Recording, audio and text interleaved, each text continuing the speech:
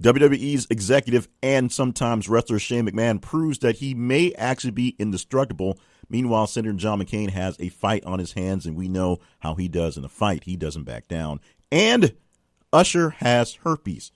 Yes, we'll talk about those people and some other great stories that we had yesterday. Some not so great, such as Usher having herpes. The things we chatted about in Conversations all day yesterday. This is the Conversations Daily Recap Podcast for July the 20th, 2017.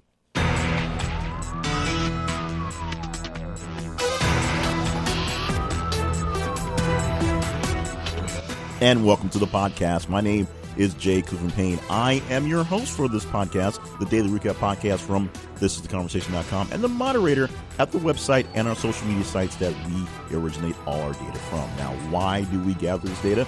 Well, I'm sort of a data head, and this was a project that's gestated in a couple different ways over the time, but it's turned into a great way to talk to you about the great conversations that you want to have. We can skirt around some of the breaking news conundrums that the networks have because they're trying to keep listeners on, and we, throughout the day, dribble out different stories on different topics, and you let us know which ones are more important and which ones aren't. The ones you really react to, we obviously will get to. The ones that you don't react to, once it's really important, we'll back away from that and do more like the ones that you really react to. It's very simple to be a part of the contest. You can just go to your social media feeds.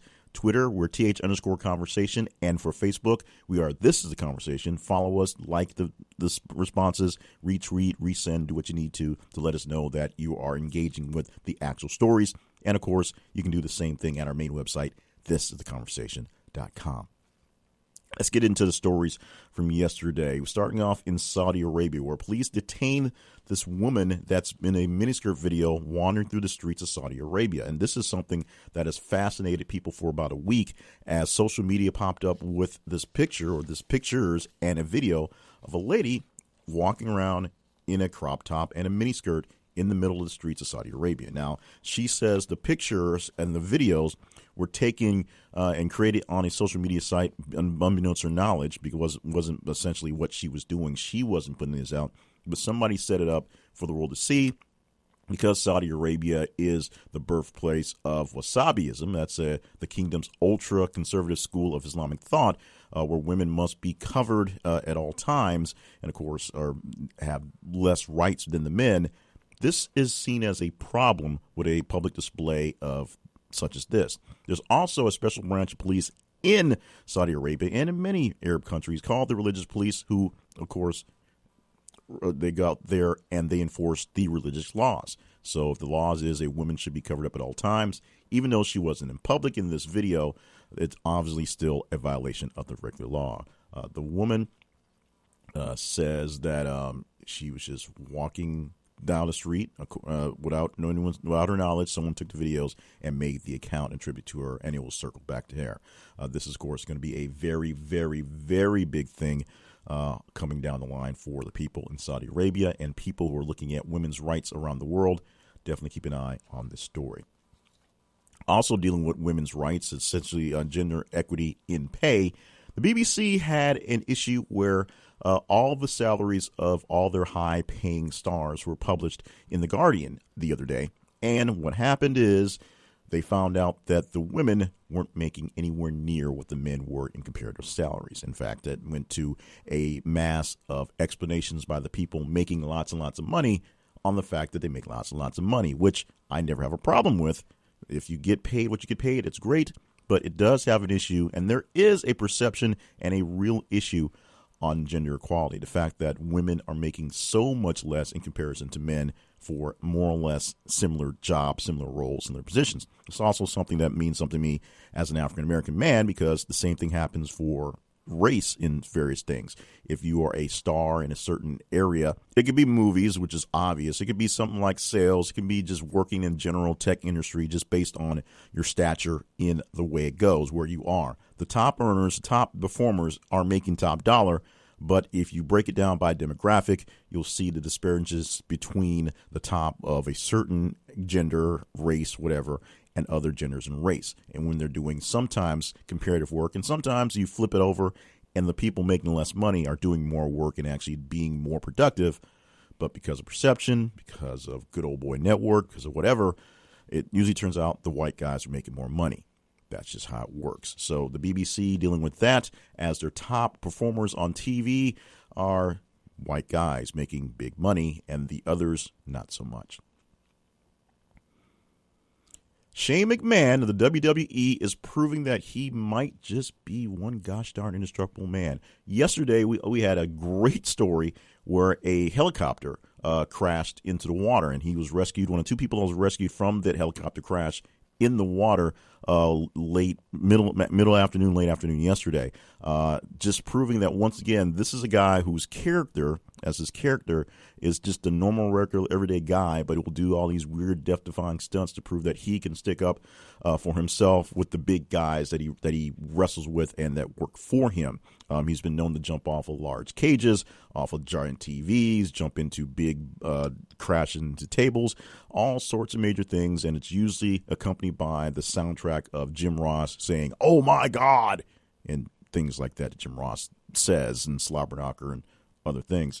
Shane McMahon surviving this helicopter crash along with another person, but the irony is that he's known for going through these incredible bumps, as they're called in the wrestling business, going through these large, massive hits and jumping off of large things and falling onto the ground and surviving them. Obviously, they're staged, and obviously he's not going to die in the ring, but something like this, going through something as massive as this, is a big deal. Very quickly, a stat you may want to hear or maybe you don't want to hear, and the number is 9.1 billion. That's the amount of tons of plastic that's been manufactured by the world since 1950, since the whole plastics industry. If you don't think plastics are a big deal, 9.1 billion of anything is a big thing, and these are not pounds, but actual tons of plastic. Now, we in these days have found ways to recycle a lot of that, reuse some of it, and restructure, reformat some of our plastics for repeat uses, so it's not just wasted and, like we worry about, sitting in landfills, essentially becoming land that when it's not really land, it's plastic. So that's one number that may scare you a bit, or maybe it doesn't. It's just a number to just keep in your mind. 9.1 billion tons of plastic created since 1950. So let's do the Usher thing. And we had a choice when we sent these out last night of the scandalous stories that were trending at the time. People were fussing about A, R. Kelly, which happened a couple days ago, B, Kevin Hart, who may be cheating on his pregnant wife, who, of course, he cheated with for his former wife. That's the whole thing we didn't get into. We don't have real proof. We just have some pictures of some canoodling maybe. But we do have court case from Usher, who paid out a woman $1.1 million a few years ago to settle a case after he infected her with herpes. And now, how do we know he has herpes? Well, we've known from the court documents he's had herpes since around 2010. And we knew back in 2003 or so he had sex with this woman and did not have protection, and she acquired herpes. So being that he had the disease and he had sex with a woman and she acquired it and he didn't tell her beforehand, so she could not non-consent or just say no, that's where the case is. That's him knowingly infecting someone or risking someone for infection of a communicable disease. That's a big deal in California where the case went down. That's why he had to pay a lady a couple years ago $1 million. And now we all know that Usher has herpes, of all things. Okay, this is the one that really blew my mind late yesterday. I'm not a fan of Game of Thrones. I've never seen an episode of Game of Thrones. Other than a few clips here or there and some parody stuff, I have no idea what's going on in Game of Thrones. But I get that it's a very popular show, very detailed world building in the situations that go through there, and a lot of intrigue into what's going on. And the writers are very good at making a great world building and storytelling in this story. Well, Game of Thrones is going to end very soon. A run of Game of Thrones is coming up in about either this season or next season. I know it's coming up very soon. Like I said, I don't follow the show, but I know that it's ending, a lot of it being the fact that the author that the story was based on, it's sort of behind in the works, so they're sort of running out of things to work with. But the next series they've already got contracted for HBO is a show called Confederate. And it's a show based on the alt history, actual alternative history, in a situation where the South actually won the Civil War, and were able to secede from the Union. They didn't take over completely, but they were able to break apart, and now 100 years later, there's a third Civil War essentially about to come the world, and slavery is still alive and well. Slavery works in a modern day era. So it's not like an apartheid thing, apparently, but it's real, actual owning of people and slaves that works out in the year 2017 somehow. Now, most of the chatter back and forth was on the fact that this was a horrible idea, number one. Number two, the fact that slavery as an economic model just does not work, and does not work now if you're going to be a world stage power, because the other nations wouldn't go for it. That was the other big thing. And the third thing was the fact that the real issue in the Civil War, while the Confederates were fighting for the right to secede from the Union, what they were hoping for was to be seen as a separate entity from other nations. Essentially, Britain and France and those nations would basically say, we recognize the Confederate States as its own country. That would force the United States to back away from its battles. They didn't do that. And the South did not have the manpower or the infrastructure or the sheer will to hold on to an actual long-term war to fight over slaves, especially when the bulk of the population were not allowed to fight because they were slaves. You couldn't rally the slaves to join the troopers because the troopers wouldn't work with them because they were seen as inferior people. So there's a whole lot of craziness done with that. However, this show apparently is going to go on. We don't know any real details other than the fact the basic stuff on the basic rundown of the world building. And a lot of this is based on alternate history shows that have been working. Now, the big comparison they turned this to was The Handmaid's Tale, which has a lot of weird racial and things in there as well, although that's downplayed in the series that's produced right now on Hulu, I think it is. So I haven't seen that series yet. But I am a fan of The Man in the High Castle and read the original story and see how that goes and the alternate history in that book and how they did the world building there, where the Nazis actually won the war, or I should say the Axis powers won the war with a big step on the Nazis getting a jump on the nuclear bomb. Although now the Nazis are kind of trying to crush another war or start another war and crush out the Japanese in a sense as well, and essentially take over the entire world in this world building. In fact, this is a world built in the 60s, essentially when the time frame of the story is for Man in High Castle. So it's not a real big jump to the full future. And there's a lot of issues about the Nazi government that, in theory, should not have worked past the war machine that is working the way it does for the show. And a lot of that is based on, of course, the writing. However, people are comparing them as apples to apples, and a lot of folks are saying, no, the slavery thing and the economics of the Civil War would not have worked out as well as the Axis powers taking over and getting a jump on everything else. So we'll see. Confederate is going to be a bit of a head scratcher on my end. It's going to be something I'll probably watch so I have an idea what's going on. I'm not exactly thrilled about the idea about the show myself. A Baltimore police camera from a cop shows him manipulating evidence, planting evidence on a person for an arrest. This is a very weird story, but yes, sometimes the cops do plant evidence in real life, and the video coming on the Baltimore police officer's body camera from January shows him manipulating evidence, and that, of course, ruled in the case that they were investigating being dropped. About 90 seconds of the clip was there where you see three officers in an alley, and you see a spot where they're standing up, picking up cans and putting drugs into it. So it appears that when they go looking for it, and a little bit later, they find it in this can that's in this spot that they make it look like somebody had hidden it when it was them all along. Ta-da! So this case in Baltimore dropped, and lots of people unhappy about that. And it's becoming something that is proving the case that cops do plant evidence. Well, this is one cop, one example, but that's just how it rolls. And finally, a late story from yesterday on Senator John McCain. There's been a lot of talk about the blood clot that he had removed about a week ago at this point, and the procedure that it took to do that. It's been explained. I've heard it explained by Dr. Sanjay Gupta on CNN. Essentially, it was an operation where they took out the bone that's right behind his eyelid to open up to expose to the brain, which gave exposure to the brain. It was originally explained as the blood clot was behind his eye. They pulled the bone out. They pulled out the clot and moved on along. What we find out now is that they actually removed an aggressive tumor that was in that area. So I guess it was lucky that it was in an area that was easily accessible. And everyone has been talking about, of course, the senator's long-term battle with myeloma. So he has a cancer survival as it is. This is just another cancer that he's taken on. And apparently they got a good chunk of it, and he is resting and kind of recovering well.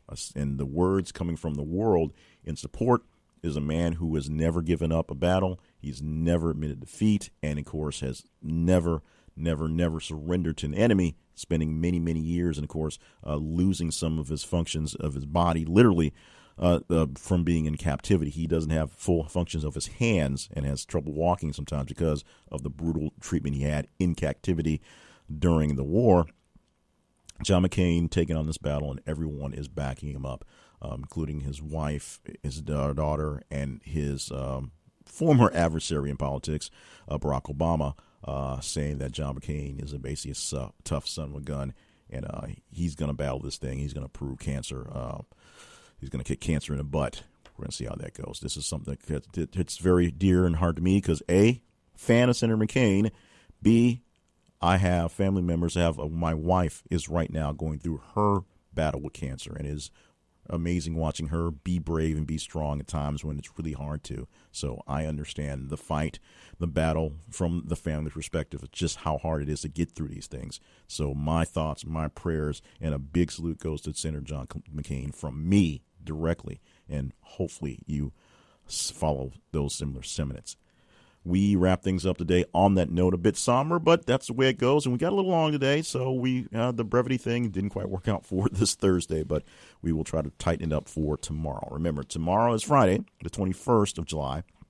You will get a daily recap for the things happening on today. You'll also begin the tapings for the Saturday show, which is the weekly wrap-up podcast. We'll go through the top 10 stories of the week so far, or the week period at that point. Plus, we'll have an interview segment if things work out well. We'll play the brackets one more time, and then we'll talk about a few other stories that are pretty important or that I just think are pretty cool, and I get to choose on that show as well. And I believe this week we'll actually launch our Sunday commentary, because last week I was ready to defend Donald Trump on some issues because, somebody's got to give him a break in some case. So because we're stuck with him for another 3.5 years, right? Well, some actions during this week have flipped the tables, and now I'm back to my original stance on how this guy actually get the job and what did these people see in the first place, because obviously they didn't see what I'm seeing right now. We'll talk about that, we believe, on Sunday. We'll see if we can make the schedules work out for that as well. In the meantime, make sure you are a part of all our conversations. If you have not contributed to who is what and where is when and why we're talking about the stories you talk about, you can simply follow us on social media and just interact with the stories as they come up. Like them, share them, retweet them, do whatever you need to just show that you like it, that show that you're interested in it, and it comes to the top of the list. On Twitter, follow us at th_conversation. On Facebook, look for This Is The Conversation. And the main website, of course, thisistheconversation.com.